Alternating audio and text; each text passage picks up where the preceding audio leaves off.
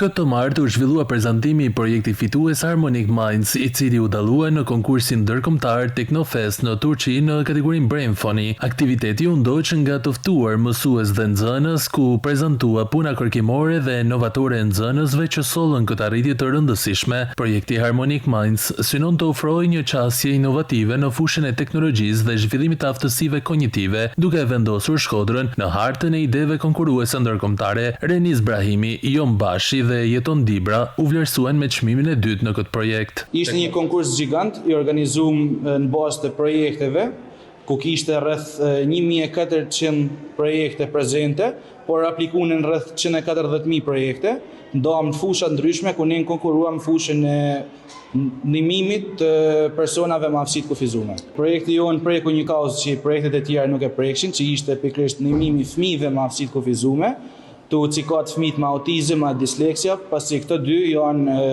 smundjet më të përhapura te këto fëmijë. Një çmim I tillë I marr në Technofest në konfirmon se ky projekt ka permisa të mëdha edhe për zhvillimin e tij, si edhe për ndikimin në jetën e shumë fëmijëve me autizëm dhe me disleksi. Ky prezantim u vlerësua si një mundësi për të motivuar brezat e rinj drejt inovacionit dhe për t'i dhënë Shkodrës një tjetër shembull suksesi në fushën e arsimit dhe teknologjisë.